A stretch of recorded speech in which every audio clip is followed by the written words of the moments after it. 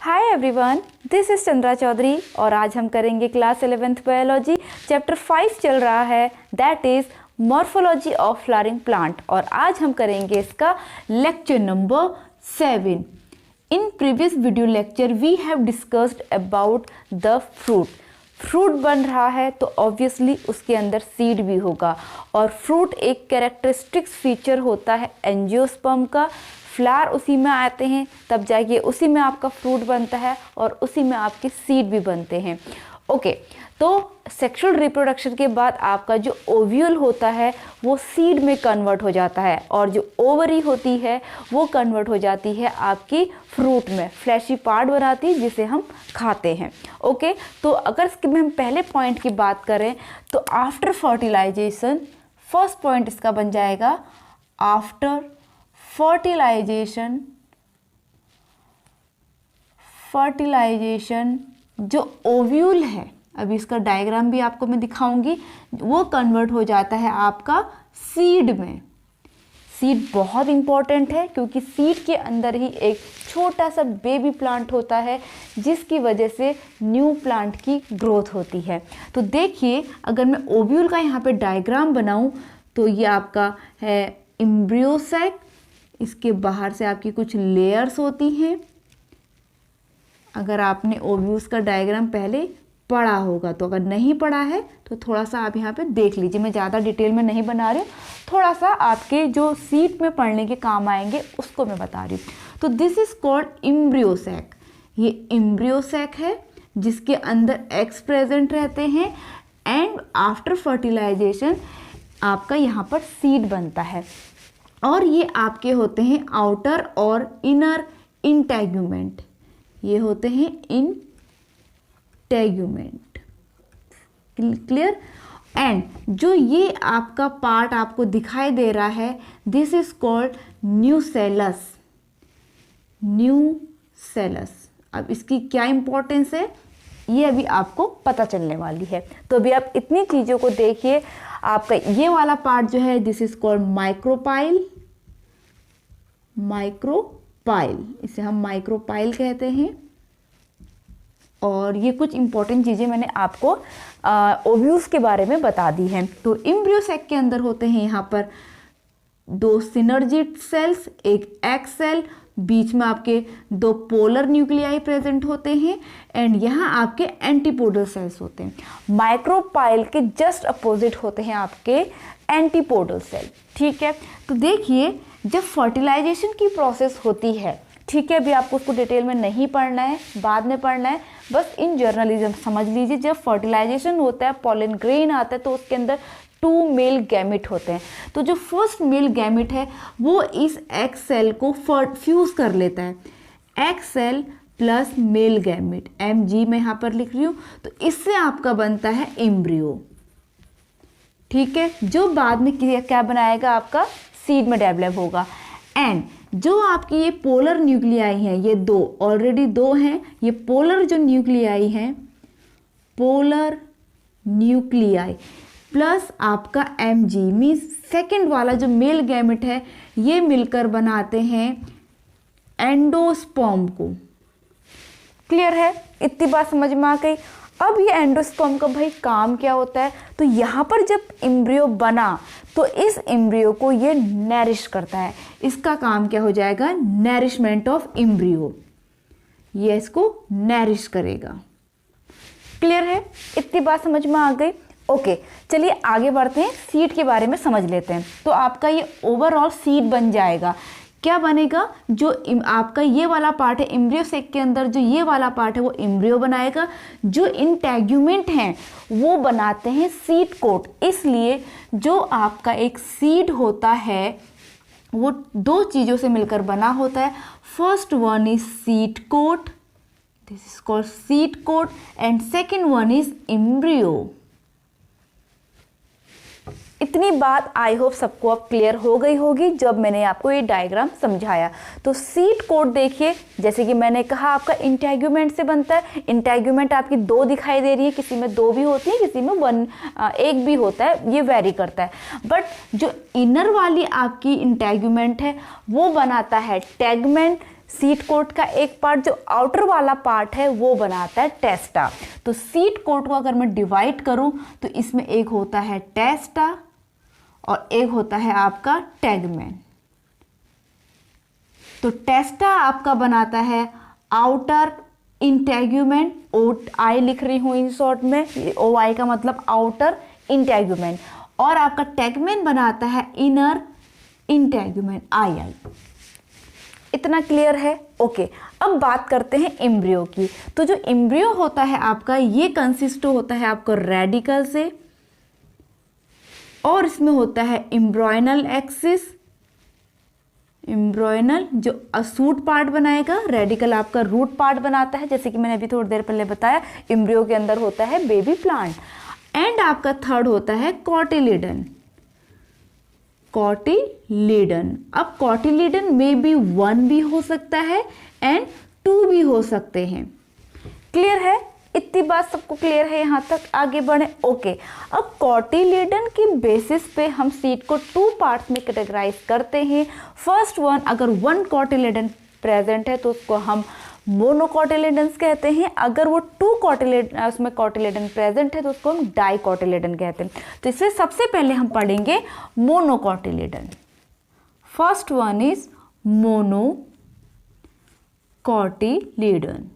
Okay. मोनोकॉटिलिडन का मतलब है ओनली 1 कॉटिलिडन प्रेजेंट होना। देखिए, चलिए इस डायग्राम को फिर से दोबारा समझिए। तो देखिए, जैसे कि मैंने कहा, जब ये एम्ब्रियो ग्रोथ कर रहा होता है तो उसको नरिश करने का काम एंडोस्पर्म करता है, एज वेल एज जो ये न्यूसेलस है ये भी इसे नरिश करता है। किसे? एम्ब्रियो को। ये भी नरिश करने का काम करता है, ठीक है। बट और पूरा यूज्ड अप भी हो जाता है, लेकिन कभी कभी कुछ केसेस में क्या होता है, ये न्यूसेलस रिमेन बचा रह जाता है, ठीक है।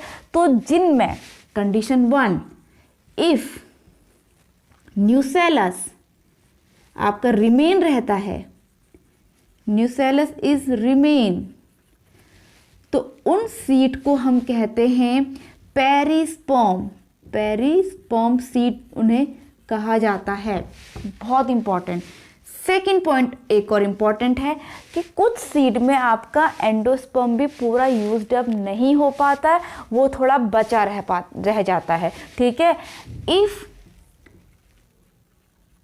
एंडोस्पर्म इज रिमेन, तो ऐसे सीड को हम एंडोस्पर्मिक कहते हैं, एंडोस्पर्मिक सीड कहेंगे। क्लियर है? ये 2 पॉइंट आई होप आप लोगों को क्लियर है। तो चलिए अब दोबारा से यहाँ पर आते हैं। तो जैसे कि मैंने कहा कि कुछ सीड्स में आपके एंडोस्पर्म रिमेन्स रहते हैं सीड में, तो उसे हम एंडोस्पर्मिक सीड कहते हैं। तो आपके जो मोनोकॉटिलिडन्स होते हैं वो जर्नली एंडोस्पर्मिक ही होते हैं। तो पहला पॉइंट यहाँ पर क्या आएगा? Generally endospermic. सब में नहीं होगा but most of the cases में होगा, ऐसे एंडोस्पर्मिक होंगी, यानी कि उसमें एंडोस्पर्म रिमेन रहेगा। ओके, चलिए अब इसका हम डायग्राम बनाने की कोशिश करेंगे, डायग्राम के थ्रू समझेंगे।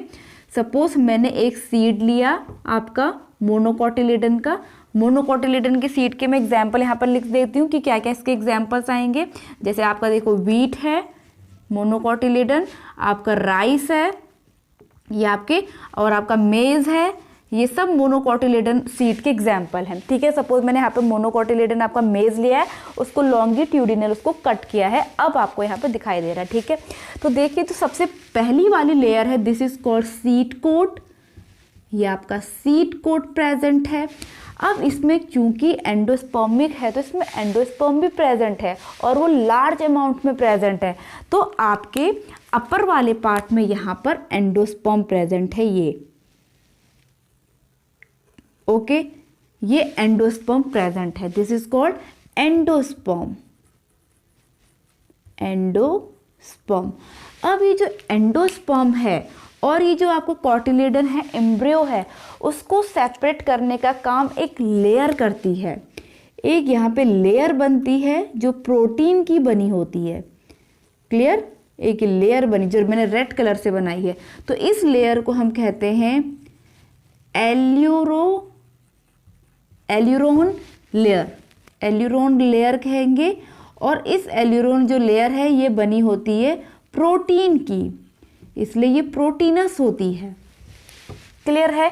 और जो इस एंडोस्पर्म को इस एम्ब्रियो से अलग करने का, सेपरेट करने का काम करेगी। इसका काम क्या होगा? सेपरेट एंडोस्पर्म, इसका मैं वर्क लिख दे रही हूं, सेपरेट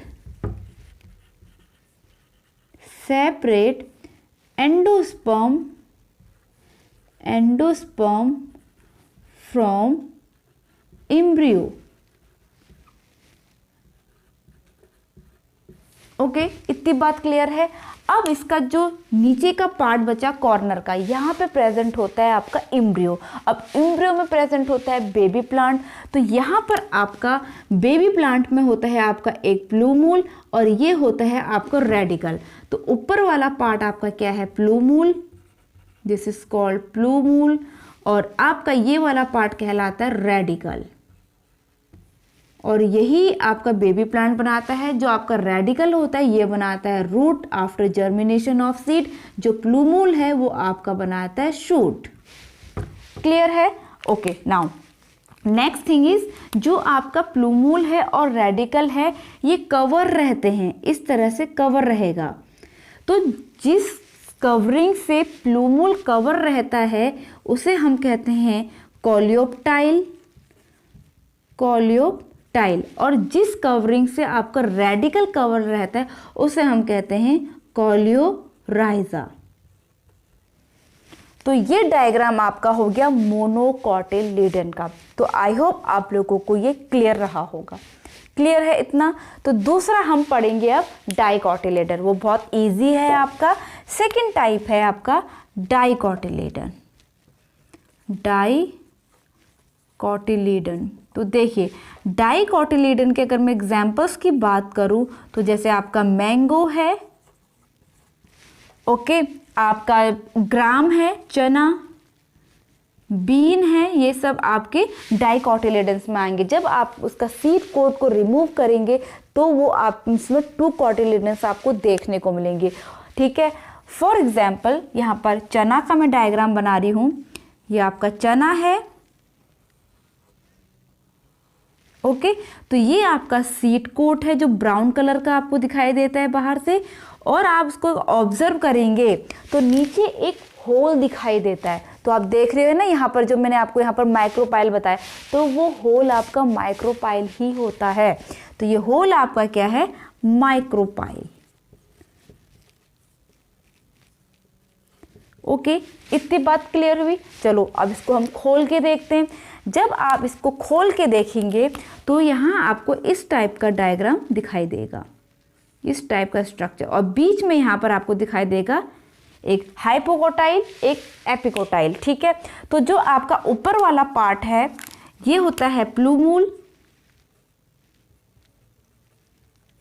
और नीचे वाला पार्ट होता है आपका रेडिकल।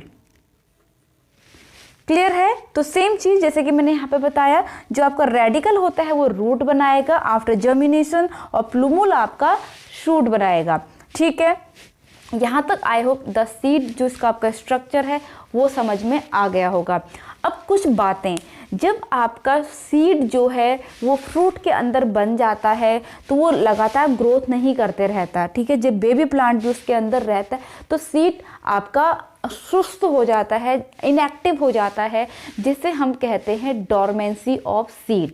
ठीक है, अब सीड डोरमेंसी बहुत ज़रूरी है, नहीं तो वो वहीं पे ग्रोथ करने लगेंगे। अब वहीं पे ग्रोथ करने के लिए उनको सुटेबल टेम्परेचर नहीं मिलेगा, ह्यूमिडिटी नहीं मिलेगी, ऑक्सीजन नहीं मिलेगी, तो वो वेल ग्रो नहीं कर पाएंगे, इसलिए सीड आपका डोरमेंसी में चला जाता है।